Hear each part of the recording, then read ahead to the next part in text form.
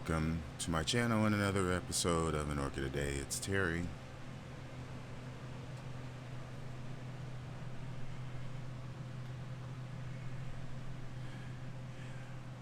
And because I know that I have some very intelligent, very observant viewers and subscribers, and they don't miss anything. I know they didn't miss this, or you all didn't miss this.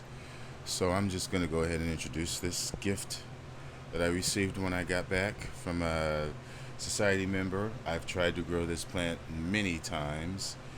Probably one of my first, not one of my first, but it was one of the first group in the Angraecoids that I attempted to grow. I'm going to first read what the book down here says. This is one of the books, and this is the plant. Of course, I'm talking about Angraecum. Alright, as I was saying, Angraecum Distichum. There's a picture, dainty little flowers, slightly fragrant, from Africa, Sierra Leone, eastward. Flowers small white, as I was saying, opposite the leaves. High humidity, warm temperatures, and shady conditions. So my friend gave me a few notes. This plant is also known as the two-road Angraecum because of its succulent-like, bright green, triangular shaped foliage. It's generally grown for the foliage alone because it is cactus-like and it is very unique. Sometimes, it also has a reputation as being very slow growing, difficult to flower, but this particular plant or division looks like it is pretty floriferous. These plants also grow in clumps as they mature and can have stems that reach about 8 inches. It is a true miniature, so it will stay very small and compact and will branch. It does branch in between or put up little kikis in between these little triangular leaves that it puts out, which is where it also flowers from. One tip that she did give me, besides the humidity needing to be really high except for a very small window at the end of winter going into spring, was that this plant really hates overwatering.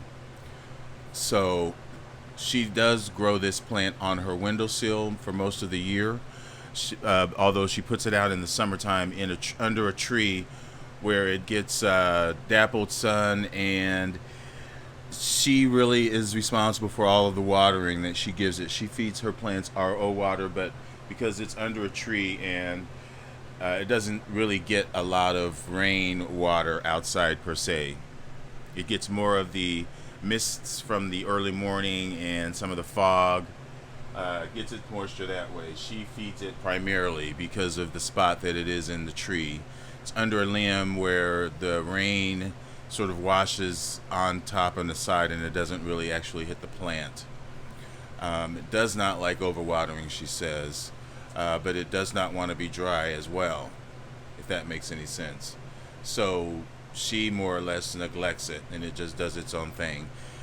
She backs off on the watering in the wintertime. Not the watering, but the fertilizing in the wintertime, and only initiates it when she starts to see growths or the ends of the